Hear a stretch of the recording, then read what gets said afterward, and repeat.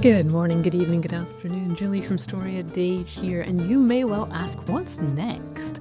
How do you make progress in your writing life? If you took part in the Story a Day May Challenge or any recent big writing project, you may be finding yourself confused.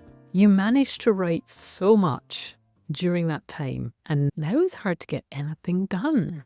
It's important to remember that as a creative person, there is never a moment that you can point to and say, that's it, I'm finished. We will always strive to be better. And so it's important to notice the milestones along the way. Don't beat yourself up for losing momentum after a challenge. It's possible that you needed a break. Or B, it's possible that you missed the structure that was imposed on you during that challenge. So, in case option B applies to you, here's my suggestion for the next 4 weeks so that you can make yourself feel yourself making consistent progress without burning out. This plan will take you through a 4-week plan to notice what you've achieved, set a short-term goal, work on a specific craft skill, finalize a draft of a single story, and notice what you're achieving. Each week I encourage you to focus on one thing while obviously doing many other things at the same time so that you can feel a sense of accomplishment at the end of a defined period, in this case the next 4 weeks.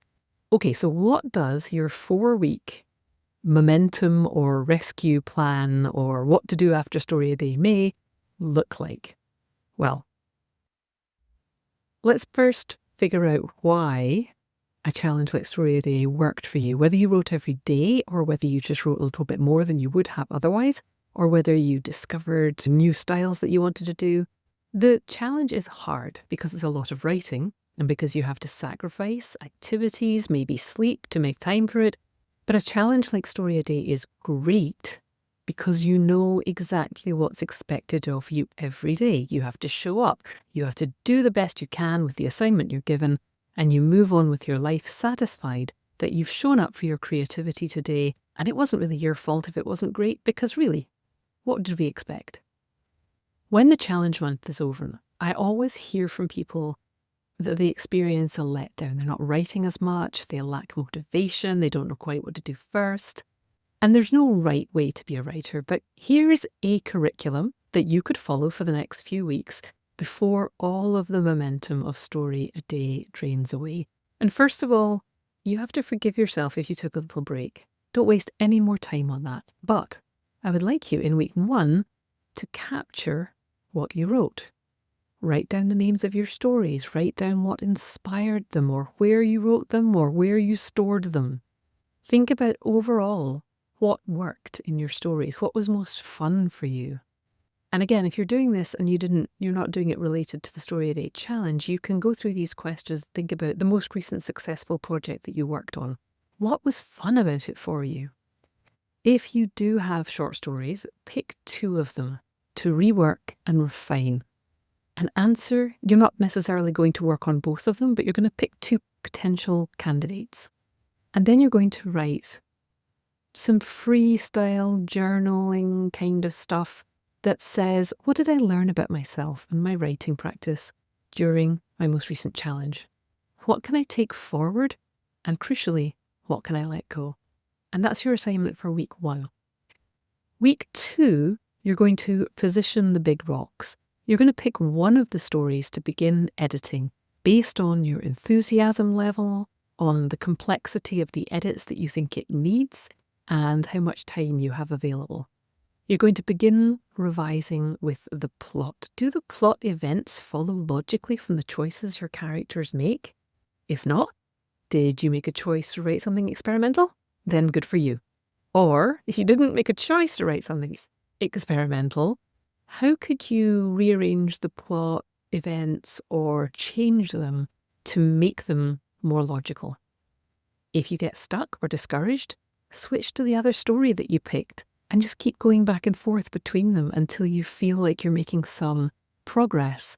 And you can put one aside when one of them starts to roll, or you can just keep switching back and forth between them depending on how you like to work. If you want more help with revision myths, then go over to storyaday.org/episode 228 and listen to my 7 revision myths for writers busted episode of the podcast. But back to our 4-week challenge. In week 3, I'm giving you an assignment to work on character development, because this is where the magic happens in stories. This is why readers care. This is why readers read, because they care about the humans in the story, not so much the plot points or the twists. Those can be fun, but it's the character development that really makes a story deeper and richer and more appealing to most readers. So there's an assignment for you to read the Creating Compelling Characters article at the Story a Day blog, and then think about focusing on revising your dialogue and your inner and outer conflict so that you're really portraying your character's desires to the reader. And your writing prompt for week 3 is to rewrite one key scene. Don't make it the opening scene. Find a key scene somewhere in your story to find and refine your character's most authentic voice and attitude. And then you can use that as a touchstone to keep you in the story as you make changes as you go along. In week 4 of this little 4-week challenge, I'm going to push you to finalize a draft. Read over all of your notes and take a deep breath. Schedule a writing sprint or 2 for yourself. Grab a friend if you can to work through one of the stories until it's as complete as you can make it for now. And optionally, consider who could you send it to for feedback. Non-optionally, you must celebrate. Do a dance, put a gold star in your journal, pump the air, do something. Take time off to play with your pets. Do something fun as soon as you have worked on this any day this week. Making it fun is what makes you want to come back.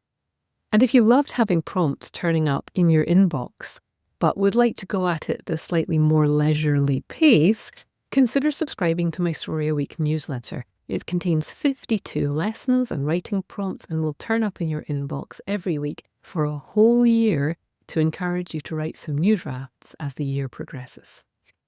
And that's it. That's your plan for the 4-week Writing Momentum Rescue plan. Give it a try and then come back and leave a comment and let me know how it went.